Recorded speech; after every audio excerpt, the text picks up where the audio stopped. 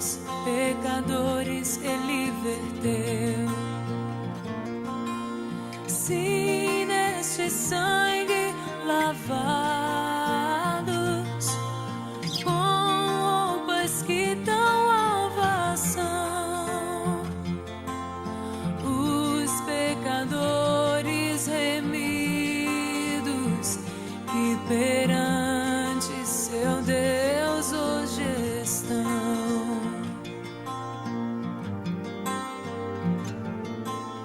Quão espinhosa coroa que Jesus por nós suportou. Oh, quão profundas as chagas que nos provam o quanto Ele amou. Sim, nestas chagas a pureza para o mais pobre pecador,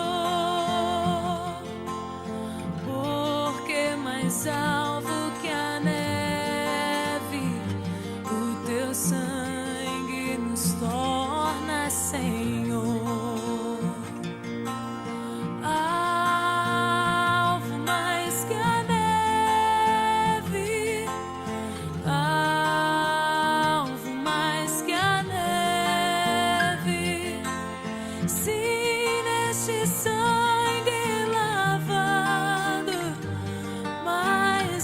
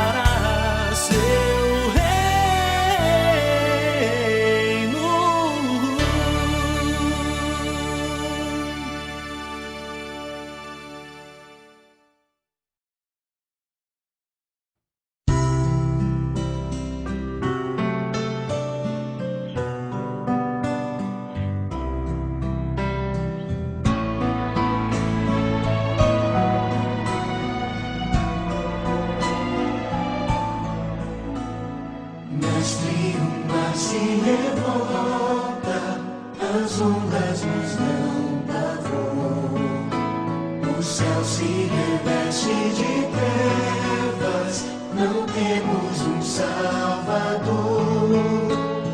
Não se diga que morramos, podes assim dormir.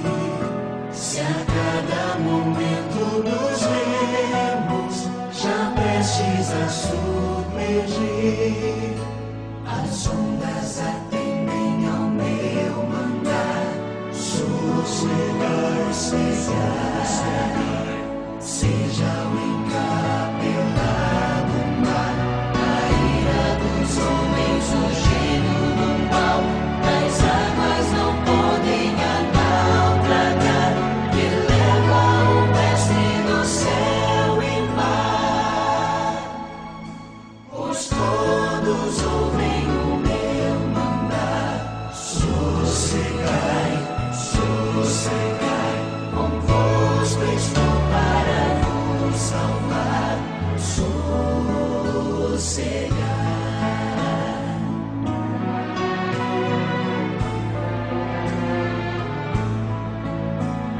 Mestre, tão grande tristeza me quer hoje consumir, e a dor que perturba minha alma te implora, vem me acudir. De ondas do mal que me envolvem, quem me fará sair? Pereço, ó mestre, te rogo, vem me acudir. As ondas atendem ao meu mandar. Sossegai,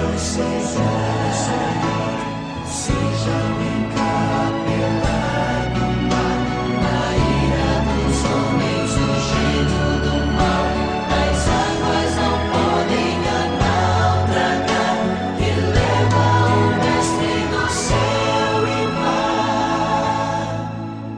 Pois todos ouvem o meu mandar. Sossegai,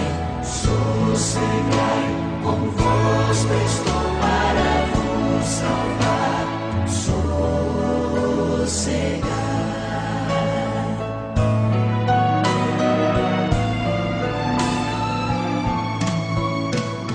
Mestre, chegou a bonança, em paz vejo o céu e o mar. Meu coração goza calma, que não poderá findar. Fica comigo, ó mestre, dono da terra e céu, e assim chegarei bem cedo ao porto destino meu. As ondas atendem ao meu mandar. Sossegai, seja o encapelado mar, a ira dos homens, o gênio do mal, as águas não podem a naufragar, que leva o mestre do céu e mar. Pois todos ouvem o meu mandar. Boa noite, meus irmãos. Sejam todos bem-vindos ao culto desta noite. Gostaria de saudá-los com a graça e a paz do nosso Senhor e Salvador Jesus Cristo. Para dar início ao culto, nós vamos abrir a Bíblia no Salmo 24. Eu convido você a acompanhar conosco a leitura deste salmo, dando início ao culto desta noite. Salmo 24 tem como título A Vinda do Rei da Glória. Diz assim a palavra de Deus: Ao Senhor pertence a terra e tudo o que nela se contém, o mundo e os que nele habitam. Fundou a ele sobre os mares e sobre as correntes a estabeleceu. Quem subirá ao monte do Senhor? Quem há de permanecer no seu santo lugar? O que é limpo de mãos e puro de coração, que não entrega a sua alma à falsidade, nem jura dolosamente. Este obterá do Senhor a bênção e a justiça do Deus da sua salvação. Tal é a geração dos que o buscam, dos que buscam a face do Deus de Jacó. Levantai, ó portas, as vossas cabeças, levantai-vos, ó portais eternos, para que entre o Rei da Glória. Quem é o Rei da Glória? O Senhor forte e poderoso, o Senhor poderoso nas batalhas.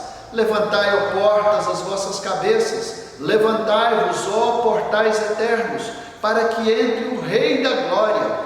Quem é esse, o Rei da Glória? O Senhor dos Exércitos, Ele é o Rei da Glória. É para isso que nós nos encontramos nesta noite, para adorar, glorificar, exaltar o Rei da Glória, o Rei dos Reis, o Senhor dos Senhores, aquele que é soberano sobre todas as coisas. Como diz o versículo 1, ao Senhor pertence a terra e tudo que nela se contém, o mundo e os que nele habitam. E nós somos convidados a prestar culto a este Rei da Glória. Que nesta noite você se coloque na presença do Senhor, adorando este que é o Rei Todo-Poderoso, o único merecedor de toda glória, de toda honra e de todo louvor. Eu convido você nesse momento a cantarmos o hino de número 179, hino que tem como título Saudação. Hino 179, saudamo-vos, irmãos em Cristo.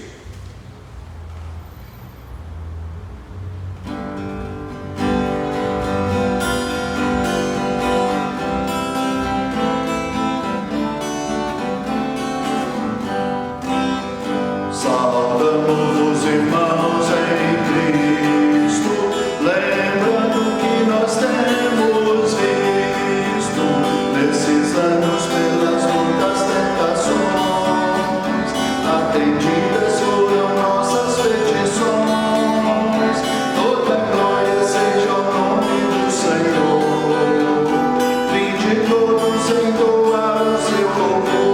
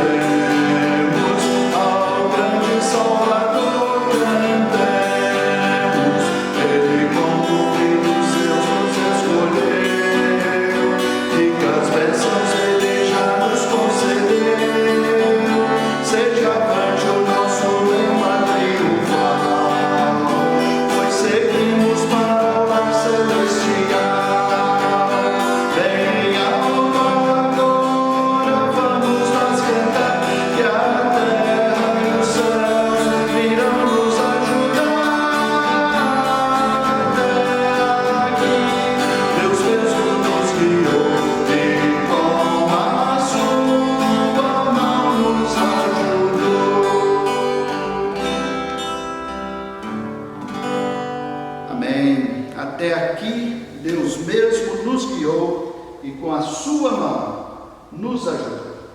Deus está sempre cuidando de nós. Nós vamos orar neste momento e eu convido a nossa irmã Michele, que nos conduzirá nesta oração. Feche os seus olhos, se você puder, aí onde você está, e acompanhe essa oração. Vamos orar juntos neste momento com a nossa irmã Michele. Oremos. Pai amado, aqui estamos, Senhor, para humildemente te rendermos adoração, Deus, porque Tu és digno, Pai, Tu és santo, Tu és justo, Tu és amoroso, Deus. Queremos também Te agradecer, Pai, por todas as bênçãos que nos cercam, por Tuas misericórdias, Deus, que novamente se renovaram sobre as nossas vidas, pelo sacrifício de amor totalmente suficiente de Jesus. Obrigada, Pai. Obrigada pela Tua palavra que novamente será exposta, que ela ministre, Deus, os nossos corações, que venha de encontro, ó Pai, às nossas ansiedades, às nossas fraquezas e nos admoeste, Deus. E que não apenas a ouçamos, ó Pai, mas que consigamos vivê-la com a Tua ajuda, Pai. Perdoe, Senhor, os nossos pecados. Visita, ó Pai, cada família dessa amada igreja neste momento, Deus. Leva, Senhor, o Teu amor, leva, Senhor, a Tua paz e continua, Senhor, nos perdoando, nos abençoando, conforme a Tua vontade, em nome de Jesus. Amém. Amém. Eu convido você, mais uma vez, a abrir a sua Bíblia no livro do profeta Miqueias. Nós vamos ter um momento de oração, confessando os nossos pecados, pedindo perdão de Deus. E o profeta Miqueias, lá no último capítulo do seu livro, capítulo 7, traz uma palavra bem propícia para esse momento. Capítulo 7 do profeta Miqueias, versículos 18 19 e 20.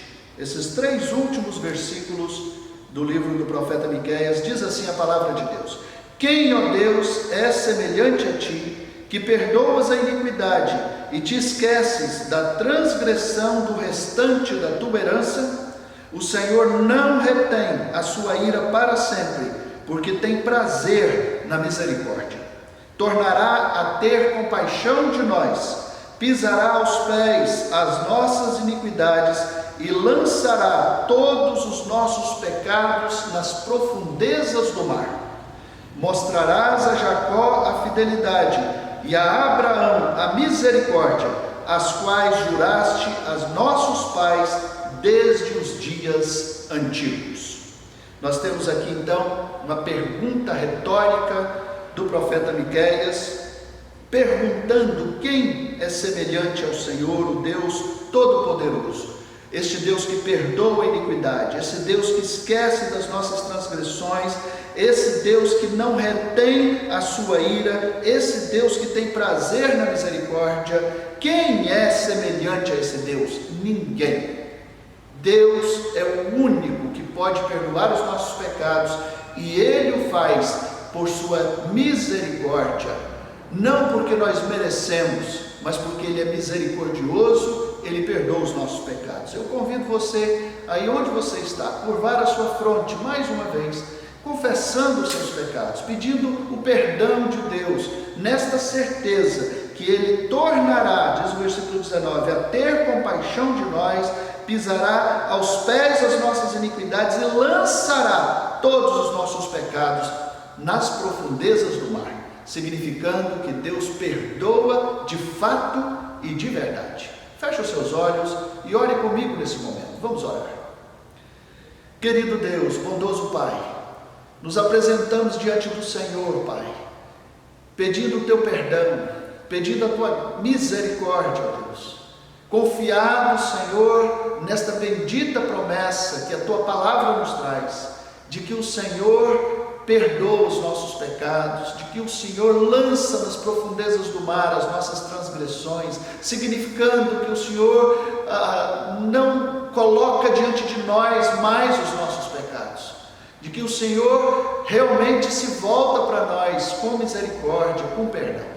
É confiados, ó Deus, nesta palavra que nós nos aproximamos do Senhor neste momento, pedindo, ó Deus, o Teu perdão, confessando que somos pecadores, que somos falhos, imperfeitos e que carecemos do Teu perdão, da Tua misericórdia. Olha para nós, ó Deus, com o Teu olhar de misericórdia.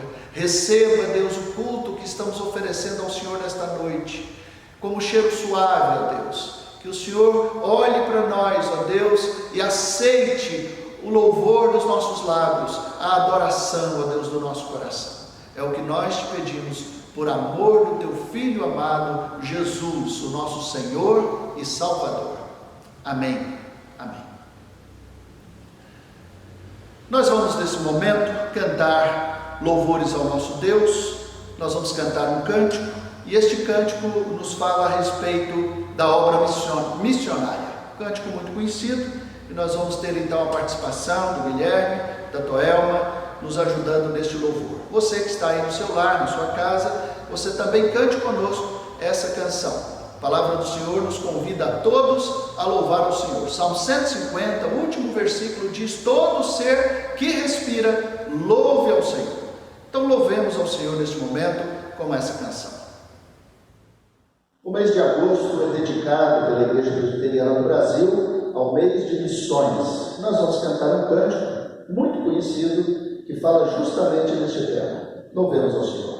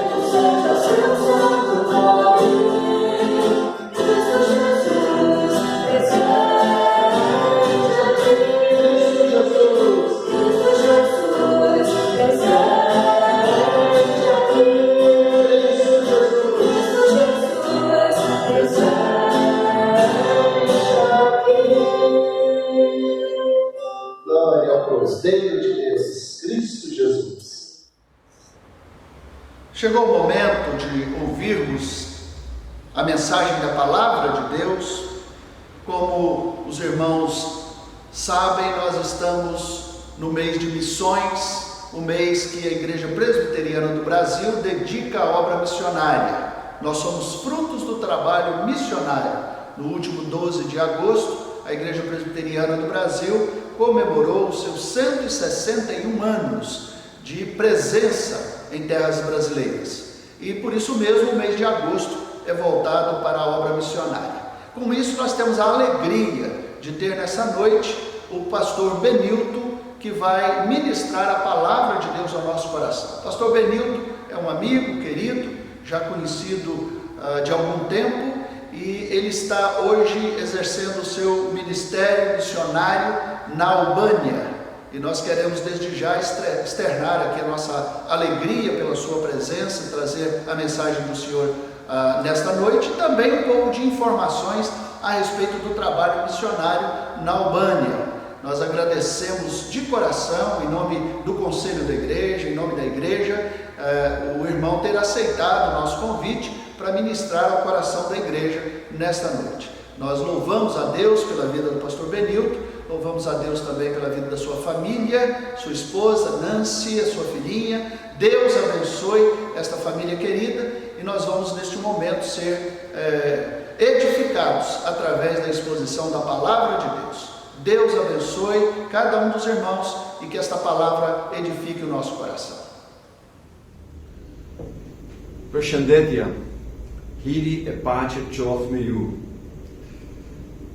Saudações e a graça do Senhor seja com todos vocês. Aqui é o reverendo Benilton. Eu estou trabalhando com a PMT, a Junta de Missões Presbiterianas Transculturais, há mais de 11 anos aqui na Albânia. Sou casado com a Nancy. A Nancy é argentina e nós temos uma filha com 17 anos, a Karen. E já quero agradecer ao pastor pelo convite, à igreja pelas suas orações. E, bom, esperamos que no decorrer desse período agora, da exposição da palavra do Senhor, o Senhor esteja ministrando a sua vida, a minha vida, desafiando para aquilo que Ele tem chamado para as nossas vidas na área missionária. Sem muita delonga, nós vamos estar trabalhando 2 textos. Na verdade, vamos trabalhando um texto, um como introdutório, seria Lucas 9, de 57 a 62, e Lucas 10, de 1 a 4. Lucas 9 diz o seguinte: aconteceu que, indo ele pelo caminho, lhes disse um: Senhor, seguir-te-ei para onde quer que fores. E disse-lhe Jesus: as raposas têm covis, as aves dos céus ninhos, mas o Filho do Homem não tem onde reclinar a cabeça. E disse a outro: segue-me. Mas ele respondeu: Senhor, deixe-me que primeiro eu vá enterrar meu pai. Mas Jesus lhe respondeu: deixe aos mortos o enterrar os seus mortos, porém tu vai e anuncia o reino de Deus. Disse também a outro: Senhor, eu te seguirei, mas deixe-me despedir primeiro dos que estão na minha casa. E Jesus disse: ninguém que lança a mão no arado olha para trás, é apto do reino de Deus. Nós vamos orar antes de seguir com o outro texto, mas que o Senhor realmente possa estar já falando aos nossos corações com o texto lido. Te rendemos graças, Senhor, por essa oportunidade que temos na Tua presença. Colocamos esse texto lido e os textos que vamos ler, a exposição da Tua palavra, com um guia do Teu Espírito Santo nesse período que temos agora como igreja. Que realmente o Senhor possa estar iluminando as nossas vidas, possa estar trazendo iluminação às nossas mentes e corações, para que não seja algo teórico, mas que venhamos a praticar de forma bem verdadeira a Tua palavra, em nome de Jesus.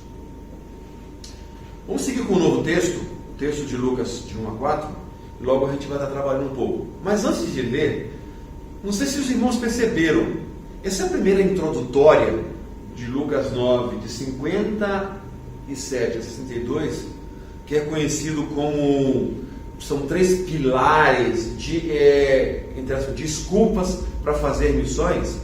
Isso se aplica muito nas nossas vidas hoje. Sempre buscamos ver os nossos próprios interesses antes de ver aquilo que Deus tem preparado para nós. Nossos afazeres é mais importante que missão, muitas vezes.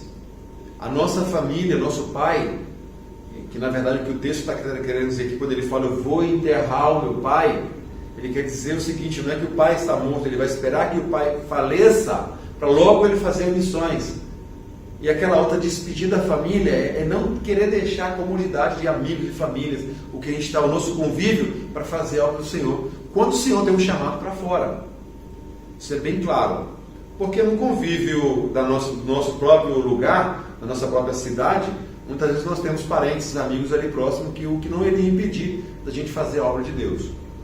Mas o que Lucas ele trata de fazer aqui, nessa passagem com Jesus, é que existe muita parte de nós perguntas, ou, como se diz no português, situações que nos impedem de obedecer ao chamado de Deus. Eu espero que isso não esteja acontecendo com os irmãos, né? Mas isso acontece com muitas pessoas muitas pessoas em vários lugares do mundo. Seguindo o contexto de Lucas 10, de 1 a 4, que é uma passagem super conhecida para muitos, diz assim: e depois disso, designou o Senhor ainda outros 70, e mandou-os diante da sua face de 2 em 2, a todas as cidades e lugares onde haviam que ir. E dizia-lhes: grande é, verdade, a seara, mas os obreiros são poucos. Rogai, pois, ao Senhor da seara que envie obreiro para a sua seara.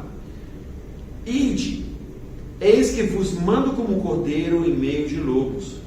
Não leveis bolsas, nem alforjes, nem alpargatas ou sandálias, em outras versões, e a ninguém os saudeis pelo caminho. É um texto conhecido, um texto que muitas vezes em missões a gente tem escutado aí, mas Lucas ele trabalha um chamado ou aspirante para a obra missionária, e isso é muito importante saber. Muitas pessoas se prendem e debatem sobre a questão das versões bíblicas ou alguns manuscritos que falam que é enviados 70 ou enviados 72, e muitos estudiosos pensam sobre isso aí. Na verdade, isso é um detalhe que a gente deveria passar por cima, 70 ou 72, porque na verdade temos a versão da MVI, em que ela fala que são enviados 72, a atualizada fala que é 70, e muitas vezes nós nos prendemos nesse detalhe aí e deixamos passar o essencial do que o Evangelho está falando. Ou aqueles estudiosos que tentam buscar algumas razões para tentar trazer uma noção maior para o Evangelho, então eles vão lá, isso é comparado com Gênesis 10, e tem lógica. Gênesis 10 fala das nações, na cosmovisão judaica, as nações, e esse é o ponto que a gente tem que colocar na nossa mente. Quando se fala de evangelização, 70, enviando a vários lugares, quer dizer nações do mundo. Mas uma coisa que a gente tem que prestar atenção é o chamado de Deus, é a missão de Deus enviando-nos para fazer a obra que Ele tem preparado para nós. Outro ponto importante que está nesses versículos aqui, e muitas vezes pessoas me perguntam: então eu não posso fazer missões porque o texto aqui fala que foram enviados de 2 em 2. Dois aspectos importantes para entender isso aqui. Na cultura judaica, primeiramente, vamos colocar esse primeiro, depois a gente coloca o outro que é tão importante, tal como. Na cultura judaica era necessário um aval, ou seja, uma outra pessoa confirmando aquilo que estava sendo falado. Então, quando Jesus envia de 2 em 2, Ele está trazendo aqui que aquela pessoa falante e o outro ia confirmar, tinha valor. Então, Deus traz através de Jesus, traz aqui uma amplidão muito grande para as nossas vidas. Ou seja, pregar o Evangelho sozinho e tendo sozinho uma coisa, tendo uma outra pessoa confirmando, na cultura judaica tinha um peso muito grande. Eu creio que na nossa cultura também. Por isso que muita gente, muitas vezes vão de igrejas em igrejas tentando buscar um aval para aquilo que tem no seu coração. Não é bem isso o caso. A palavra de Deus é verdadeira. E ela é verdadeira em qualquer lugar que você venha estar. Essa coisa de procurar, o pastor não prega aquilo que eu quero. A Bíblia ela foi pregada para ministrar o seu coração, e não para satisfazer os teus desejos. Por satisfazer desejos, muitas seitas foram criadas no mundo. Mas não é o outro ponto, vamos falar de missões aqui. Evangelização de todas as nações da terra, do mundo. O segundo ponto de viagem 2 em 2 é algo muito importante para a gente, é o companheirismo. Quando a gente tem um apoio em situações diferentes, e tem alguém para orar, tem alguém para dar uma palavra de conforto, isso é muito gratificante. Jesus, conhecendo o ser humano muito bem, que ele foi criado por ele mesmo, ele traz isso, ele envia de 2 em 2 com esse pensamento: não vão estar só, vão ter alguém falando com ele, vão ter alguém ministrando com ele, vão ter alguém ao lado dele, sendo companheiro, sendo amigo dele. E isso a gente tem que levar muito a sério. Eu sei que tem algumas missões Tem algumas pessoas no mundo que tentam simplesmente fazer missões levando um missionário sozinho. E o missionário tem suas consequências. A nossa própria agência algumas vezes comete esse erro, mas eles estão corrigindo, estão tratando de levar a pessoa a trabalhar em equipe. E não quer dizer família. Porque tem a família, tá tendo o apoio da esposa. Eu creio que não é bem esse aspecto que traz o texto. O texto traz equipe, o texto traz uma outra pessoa, pensando que o matrimônio ele é um, né? Ele torna-se uma pessoa. E tendo uma outra pessoa, uma outra família, um outro conjunto para ajudar isso na obra missionária, isso é muito, muito, muito importante. O segundo aspecto que traz, além da validar o testemunho, e, na verdade tem um terceiro aspecto que eu queria trabalhar aqui, é que nesse envio geral para missões, o centro não é o missionário, o centro é o próprio Deus, é a própria missão de Deus sendo enviada ali. E isso a gente tem que colocar muito claro na nossa mente e coração. Nós somos discípulos, nós somos chamados de Deus para ser testemunho dele, né? E para mostrar para o mundo aquilo que ele tem feito nas nossas vidas. Ele continua sendo o centro de tudo. Não temos que perder isso aí. Não é o que estamos fazendo, é Deus o centro de tudo. Ele é o Evangelho. A obra é dele e a missão é dele. Nós temos que ter muito claro isso na maneira de fazer missões. Não somente na Albânia ou em outros lugares, mas nos lugares onde nós estamos também, na nossa cidade, no nosso estado, no nosso convívio diário, no nosso passear com outras pessoas. Temos que ter claro isso aí. Deus nos chamou para uma missão importante, missão dele. E os discípulos tinham isso muito claro. E nós devemos ter isso muito claro no nosso coração e na nossa mente também. Dependência de Deus na missão. Deus nos chama e nós dependemos dele para fazer a missão que ele mesmo nos chamou. Muitos são os desafios, muitos são as coisas que temos, as barreiras que podemos encontrar. Antigamente as pessoas viajavam muito para chegar em algum outro lado. Hoje nós temos os aviões. Hoje, nessa pandemia que a gente está passando, temos os meios tecnológicos que nos ajudam a chegar em vários lugares do mundo. E muitas vezes a gente não usa essa situação para o bem. Nós preferimos reclamar como seres humanos do que usar isso para a pregação do Evangelho. Temos que ter muito cuidado. Deus ele tem um chamado específico para a sua vida, para a minha vida. E na sequência do texto, olha o que diz Lucas 10, 2 e 3. Ele diz o seguinte, a seguinte advertência diz aqui: a seara é grande, mas os trabalhadores são poucos. Rogai, pois, ao Senhor da seara que mande trabalhadores para a sua seara. Ide, eu vos envio como cordeiro para meios de lobos.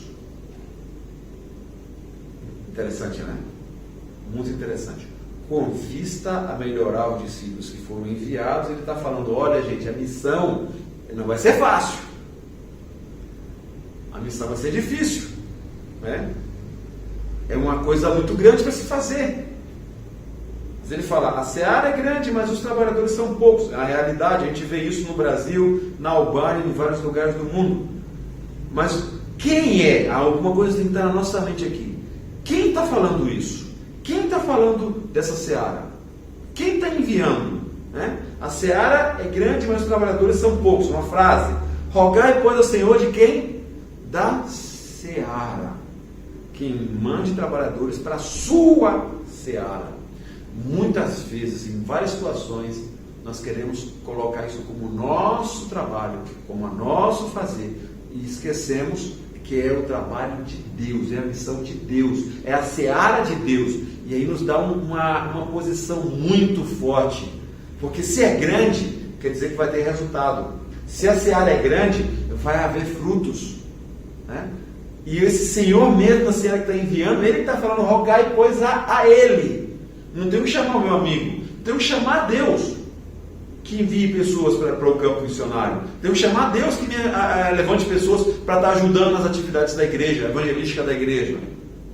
Mas muitas vezes a gente desafia a pessoa com o nosso ser e não pedindo da forma que deveria ser. E esse é um cuidado que a gente tem que ter muito grande. A seara é do Senhor. O Senhor da seara é quem Ele que pede para enviar, pedimos para Ele, que é o dono da seara, para enviar trabalhadores para a sua própria seara. E se é grande, como falamos, tem resultado, tem frutos. A colheita vai ser fantástica. Muitas vezes a gente não vê no momento, mas ela está presente. Cristo mesmo está afirmando isso aí. Mas nessa caminhada, ele está falando que não vai ser fácil. É uma caminhada difícil. E nós temos que ter atenção a isso aí. Né? Lembrando de um texto, antes da gente seguir com outra passagem, um texto muito conhecido fala: sem mim nada podeis fazer. Não é verdade? A gente tem que colocar em missões, ou nas nossas tarefas missionárias, locais ou externas, esse pensamento: sem Deus, nós somos um zero. Precisamos de Deus em nós para que a própria missão dele possa acontecer. Nós precisamos de clamar a Ele, que é o dono da seara, para que envie trabalhadores para a seara que é dele. Agora olha como segue o texto. Ide, ou seja, vão. Eis que vos envio como cordeiro para meio de lobo. Então, claro, Senhor, ele não está falando que vai ser fácil. Porque ele está falando de dois animais aqui que não se dão, né? O lobo, um animal feroz, que traga quem? A ovelha, um animal dócil. Então ele envia ovelhas a meios de lobos. Você já está falando que não vai ser fácil. Mas ao mesmo tempo, quem é que está enviando? E isso é um fator que a gente tem que ter em nossa mente e coração. Quem nos envia para a missão é o próprio Deus. Ele que nos está enviando para a missão dele. E ele, quando ele nos envia, mesmo tendo dificuldade, ele está conosco. Ele nos enviou, mas ele está sempre conosco. Eis que vos envio. Ele nos está enviando. E quando ele não envia para simplesmente ser tragado por esse lobo. Ele nos envia sabendo que ele vai estar do nosso lado, nos ajudando, nos apoiando, 100%, porque a seara é dele. O interesse é dele. Aí então, pensando, pastor, então por que o senhor foi para a Albânia? Tem tanta coisa para se fazer aqui. Tem vocês. Não é só a responsabilidade minha, da minha família, ou de outros missionários que deixaram o Brasil para a Albânia ou para outros lugares do mundo. A responsabilidade da evangelização é nossa. E se Deus nos chamou, ou chamou algumas famílias específicas para trabalhar em outros lugares, vocês têm a responsabilidade de fazer missões aí. Não está falando que vai ser fácil. É difícil. Não sei falar. Deus é com vocês. Nós temos esse Espírito Santo que Deus enviou para estar não somente para consolar, mas para nos dirigir, para nos guiar a fazer a vontade dele aqui. Então, missão é uma coisa mais completa do que muitas vezes a gente pensa. Não, são alguns missionários. Não. A responsabilidade de missões é nossa como igreja. Nós temos essa responsabilidade de levar o Evangelho, até mesmo na Santa Ceia. Vocês lembram da Santa Ceia? Naquele texto famoso de Coríntios? Fala bem assim: vamos lembrar disso até que ele venha. E nós temos que anunciar esse efeito da Santa Ceia até que ele venha. Mas não é somente participar da Santa Ceia, é anunciar isso, é anunciar o sacrifício que Jesus fez por você e por mim. Isso é missões. Levar o Evangelho, a missão de Deus a outras pessoas. A minha casa, pessoas da minha família, mas também a outras pessoas que necessitam ouvir Deus. E aí vem uma parte que muitas pessoas debatem, mas é uma parte muito confortante. No versículo 4a ele fala: não leveis bolsa, alforje, nem sandálias. Então, o que Lucas está fazendo aqui é um paralelo com o Sermão do Monte. Quando Jesus ele fala: olha, os passarinhos não tinham o que comer, ou não andeis ansioso com coisa algumas, trazendo aquele descanso ao Senhor. Fala: os passarinhos, eles não trabalham, mas eles têm o que comer. Os lírios do campo, nem Salomão com toda a sua riqueza não conseguiu vestir daquela outra forma. E aqui ele está falando dessa mesma forma: não levei bolsas, alforjes ou sandália. Fala: opa, como é que eu vou fazer missões sem levar isso? Como que Jesus manda o pessoal ir para lá?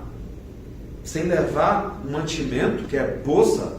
As bolsas quer dizer comida, é onde eles levavam ali os mantimentos.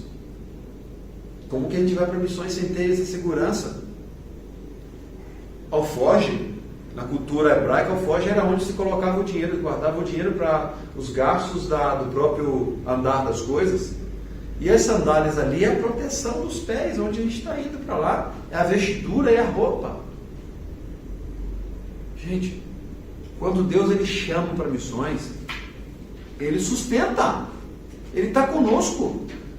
Eu tô em missões, como eu falei para os irmãos, desde 1990.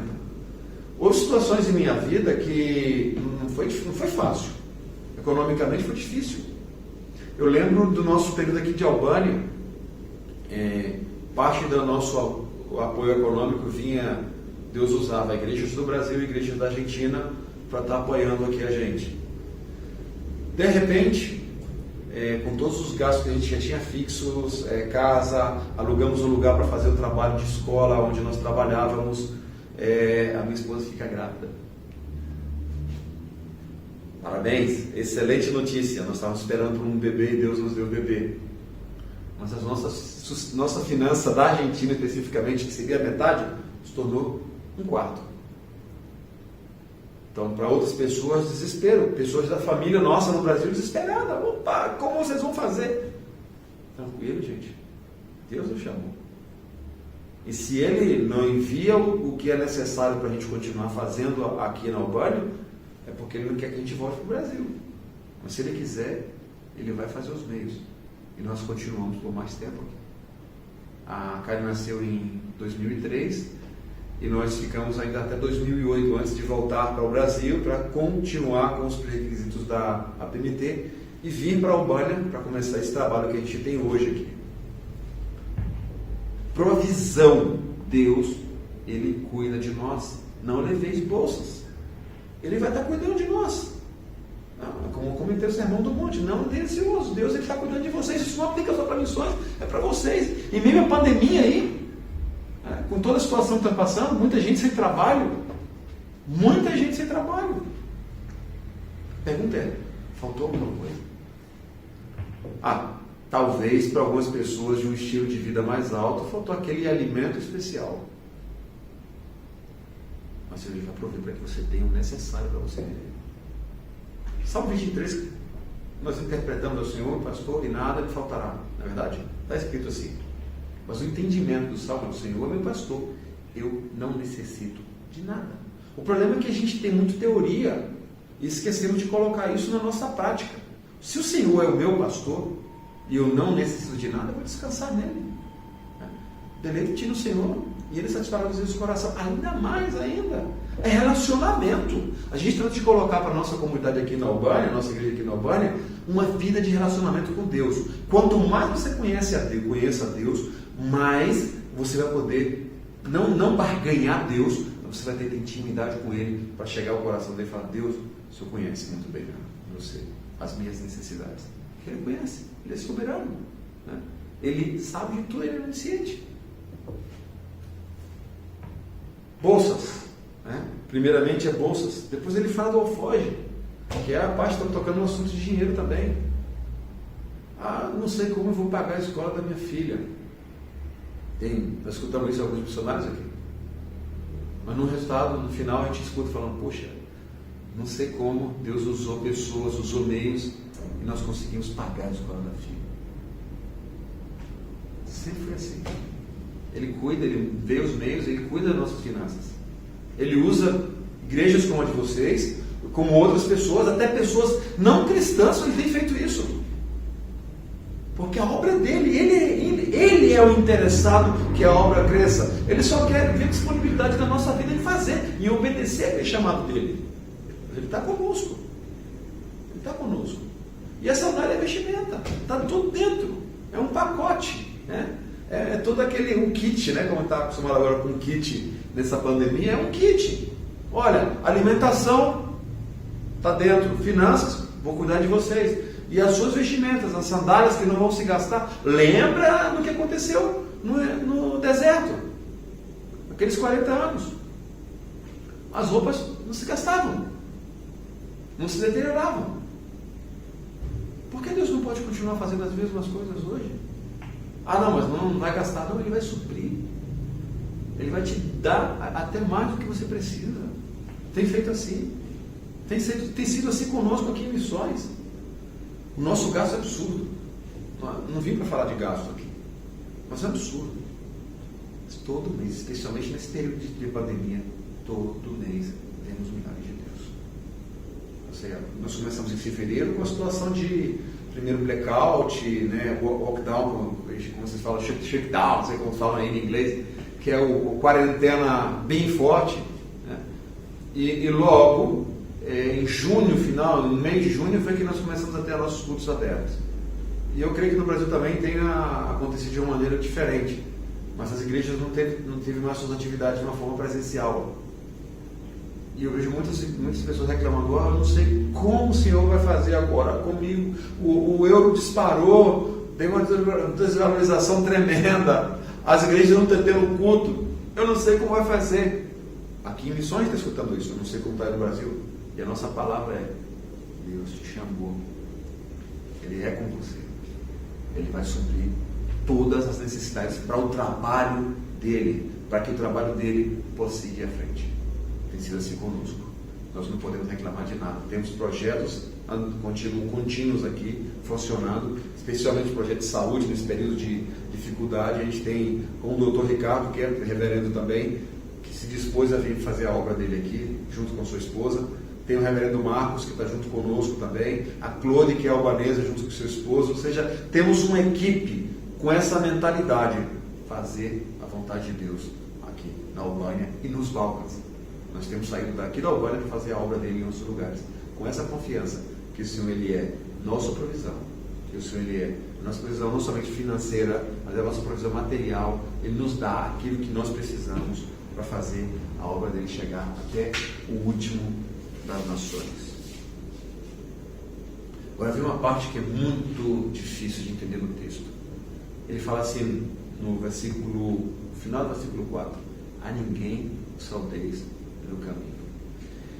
Na nossa mente, na nossa cultura, é algo injusto. Como que a gente não vai cumprimentar alguém no caminho? Na cultura albanesa, é difícil demais, porque você encontra alguém, algum conhecido, alguém que você está tratando de evangelizar, você tem que se aproximar dele, você tem que cumprimentá-lo a eles. Mas o que o texto está falando aqui, de saudez pelo caminho, é não perca tempo, invista em outros lados. E tem a ver com o cumprimento mesmo. Olha, para você ter uma ideia na cultura albanesa. Você não somente fala com a pessoa, bom dia, ou boa tarde, ou boa noite. Você tem um diálogo nessa sua saudação com a pessoa. Como você está? Como vai a sua família? Como vai o seu cachorro?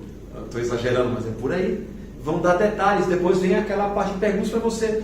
Eles não se contentam com o simples olá, ou bom dia, ou Deus te abençoe. Não, tem que ter alguma coisa a mais. E na cultura daquela região do Oriente Médio é assim. É assim dessa forma. Então, não perca tempo se vocês vão ter a oportunidade de falar com outras pessoas. Não deixe que essas pessoas tirem do foco. É isso que Lucas está trazendo para a gente aqui nesse evangelho. Não perca tempo. Bata os chinelos e vai para outro lugar. Vai para frente. Tem alguém que necessita ouvir o evangelho de Deus. Ah, não, eu vou investir. Eu estou investindo aqui no meu chefe de trabalho, né? Porque isso acontece com muitas pessoas. Ele não é cristão, então eu estou dando meu testemunho e eu creio que ele vai continuar. Quantas pessoas tem na empresa? Eu vou só investir no meu chefe? Será que esse investimento no meu chefe não é um interesse pessoal? Não, temos que ter cuidado. Tem outras pessoas ali. E outra coisa que a gente tem que colocar em prática nisso aqui: vida. Evangelismo é vida. Evangelismo é você vestir a roupa do cristianismo e andar segundo o evangelho que tem chamado. Mostrar para as pessoas aquilo que Jesus tem feito, não somente com palavras, mas com ações. Muitas vezes nós temos dificuldades nisso.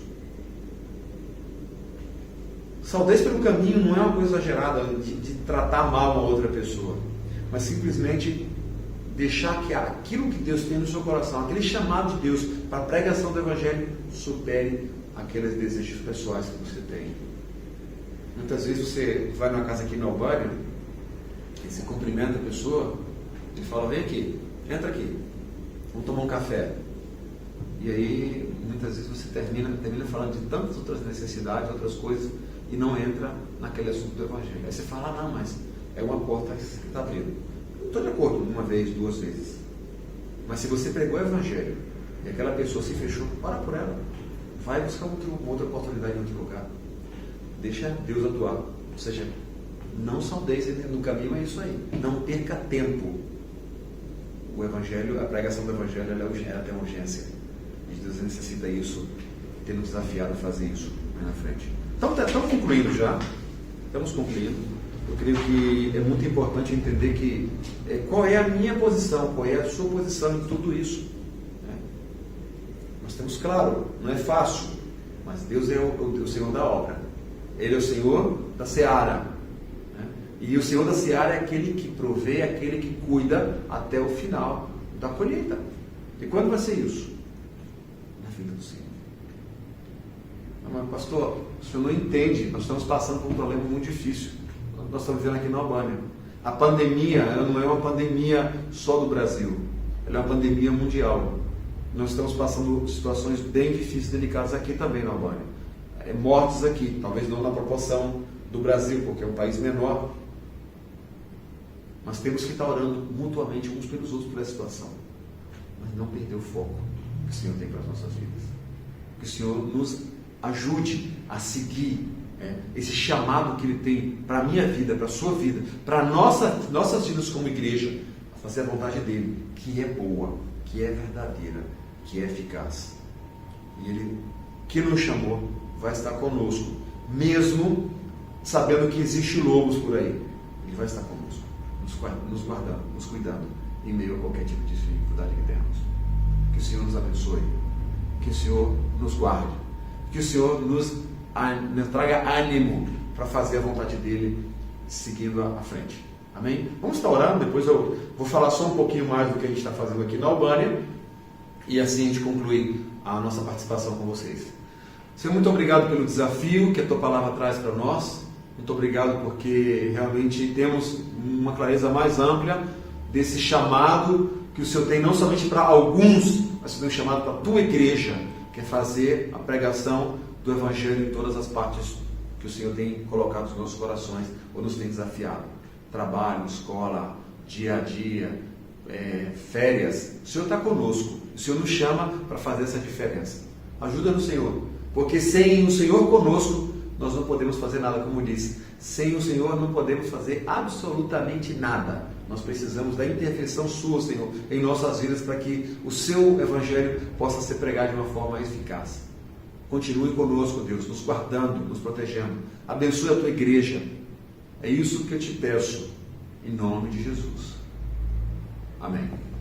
Então, primeiro já obrigado, pelo privilégio que a gente teve de estar juntos. Espero que o Senhor realmente possa estar impactando a sua vida, possa estar levando a fazer ainda mais aquilo que Ele tem chamado para a sua vida de maneira pessoal, familiar, como igreja. Tá bom? Então, Albânia. Onde fica a Albânia? Alguns estão perguntando. Leste europeu, região da Península dos Balcãs.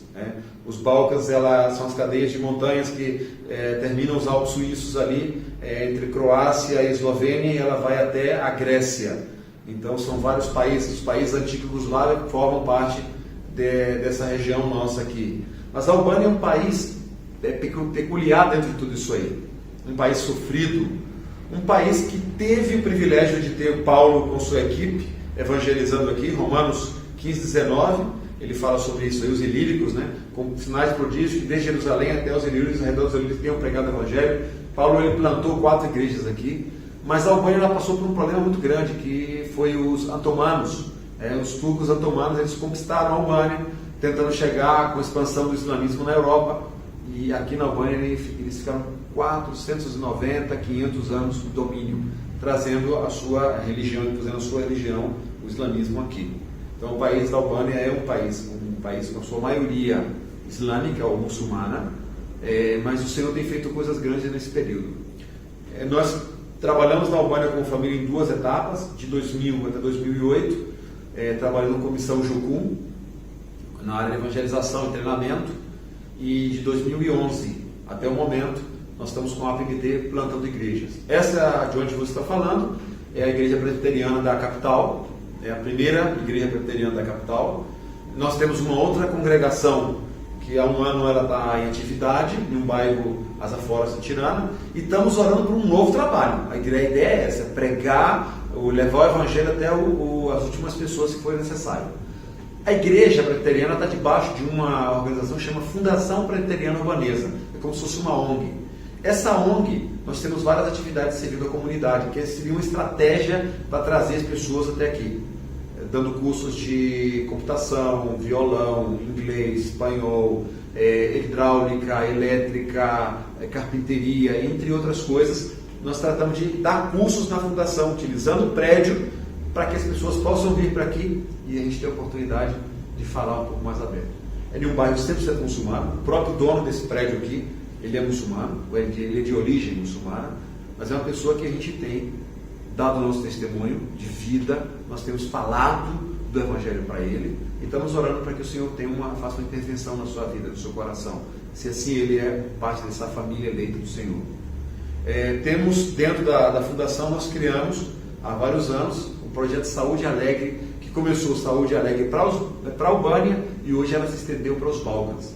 É um projeto em que profissionais da área de saúde vêm do Brasil, entram em contato conosco, vêm do Brasil e em um período de 2 semanas nós fazemos um trabalho evangelístico social. Não nessa igreja somente, mas no país como um todo e agora nos Balcãs. Nós tivemos o privilégio de trabalhar na Sérvia, trabalhamos em Kosovo, na Macedônia, em Montenegro e em Sérvia, e tínhamos para esse ano um grande projeto, que é um projeto que ele é contínuo. Pessoas podem entrar em contato, eu quero ir passar 2 semanas com vocês agora. Ok, temos um caminhão, que ele é uma clínica dentária, e nessa clínica dentária a gente tem 2 cadeiras onde podemos atender o máximo de pessoas em parceria com outras igrejas evangélicas do país e em outros países aqui vizinhos. Esse ano nós suspendemos por causa da pandemia, não vai ser possível ter projeto na Sérvia e na Albânia como era previsto, porém é um projeto contínuo, como eu falei. Vocês são muito bem-vindos a somar conosco. Eu quero visitar a Albânia. Muito bem-vindo. A Albânia é um país lindíssimo. Eu quero passar minhas férias na Albânia. É um país lindíssimo. A Grécia, vizinho da Grécia. O mar da Grécia é parte desse mar aqui. Então, em um outro momento, em outra oportunidade, de uma maneira pessoal, se vocês quiserem entrar em contato com a gente, o pastor tem o meu contato. Entre em contato com ele, pegue o contato da gente, nós aqui da Albânia, e a gente pode organizar alguma coisa de turismo também. Aí você faz um turismo e dá uma assistência aqui para a gente ver o que a gente está fazendo, tá bom? Que o Senhor nos abençoe muito grande. Um beijão no coração. Zot e o Bekoft. O Senhor nos abençoe. Amém? Estamos chegando ao final do culto dessa noite. Mais uma vez nós agradecemos o pastor Benilton pela palavra ministrada. Nós queremos colocar diante da igreja também o seu nome, para que a igreja possa orar pelo pastor Benilton, colocá-lo aí na agenda de oração, como nós já temos a Graciete, como nós já temos a Cristina, o David, a sua família, temos o pastor Hernandes, o pastor Ricardo Mota, os pastores do nosso presbitério também, o pastor Emerson lá em Mituba, o pastor Claudimir lá em Araranguá, o evangelista Sebastião aqui em Torres. Vamos acrescentar aí o pastor Benilton às nossas orações, pedindo a misericórdia, a bênção, a direção de Deus sobre a vida dele. E nós vamos concluir então o culto dessa noite, agradecendo a cada um dos irmãos que nos acompanharam, que estiveram presentes, que cultuaram ao Senhor através deste recurso virtual. Nós ainda não conseguimos retornar aos nossos cultos presenciais, mas eu gostaria de encorajar você, meu irmão, a continuar servindo ao Senhor, aí no seu lar, adorando a Deus, aproveitando as oportunidades que você tem para acessar a palavra de Deus, a pregação do Evangelho, através das mídias sociais. Não perca a oportunidade, nós temos muitas oportunidades acontecendo e você pode ser edificado pela palavra de Deus. Aproveite esse tempo. Então nós vamos encerrar o culto de hoje nós vamos orar e receber a bênção do Senhor. Feche os seus olhos mais uma vez, se você puder, e vamos orar juntos nesse instante. Querido Deus, nós queremos agradecer ao Senhor por este dia, queremos agradecer ao Senhor por esta oportunidade de prestar culto ao Senhor. O Senhor que é o Rei da Glória, o Deus Todo-Poderoso, Criador e sustentador de tudo o que há. O Senhor que cuida de nós, o Senhor que conduz a nossa vida, o Senhor que nos guarda, nos protege, nos fortalece, o Senhor que nos sustenta. Adoramos o Teu nome e agradecemos pela palavra do Senhor que recebemos nessa noite, agradecemos pela vida do pastor Benilton, pela sua família, pedimos ao Deus que o Senhor o abençoe o seu ministério, ó Deus, ali na Albânia, que o Senhor dê a ele a tua direção, que o Senhor sustente a obra do Senhor naquele lugar, a igreja do Senhor naquele país, que o Senhor abençoe, ó Deus, o trabalho missionário naquela região, que o Senhor faça prosperar, ó Deus, o ministério do Teu Filho, para a glória do Teu nome, ó Deus, e muitas vidas sejam alcançadas por Tua graça, salvas, ó Deus, pelo poder do Evangelho, da pregação da Tua palavra. Ó Deus, abençoe cada família da nossa igreja, abençoe esta semana que se inicia, que o Senhor nos guarde, que o Senhor nos proteja, que o Senhor nos dê sabedoria diante dos desafios que temos pela frente. Que o Senhor nos abençoe e nos guarde. Que o Senhor faça resplandecer o seu rosto sobre nós e tenha misericórdia de nós. Que sobre nós o Senhor levante a tua face e nos dê a paz. E a graça do Senhor Jesus, o amor de Deus, o Pai, a consolação, a instrução, a presença constante do Santo Espírito de Deus, repouse sobre a vida de cada um desses queridos irmãos, da igreja do Senhor Jesus, espalhada em todo lugar, hoje e até a volta do nosso Senhor e Salvador Jesus Cristo. Amém. Amém. Deus te abençoe, Deus te dê uma ótima semana.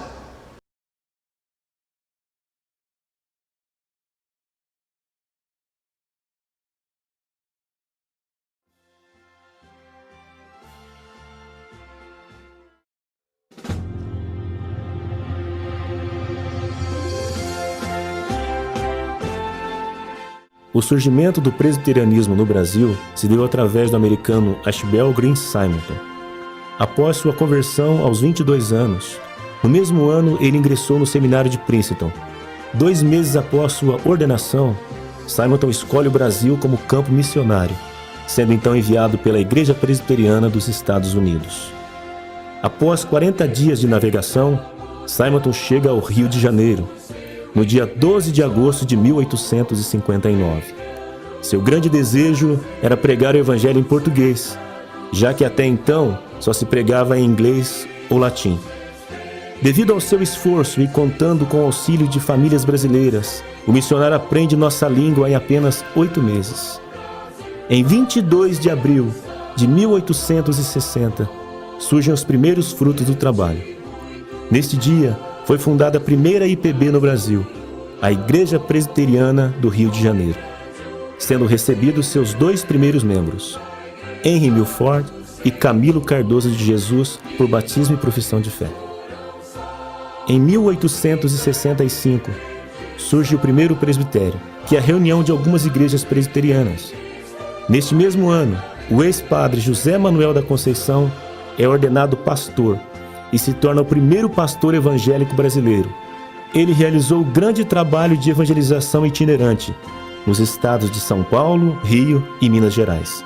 Simonton, que já havia perdido a esposa Ellen Murdoch 1 ano e meio após seu casamento por complicações no parto, veio a falecer no dia 9 de dezembro de 1867, de febre amarela, aos 34 anos, apenas 8 anos após sua chegada ao Brasil.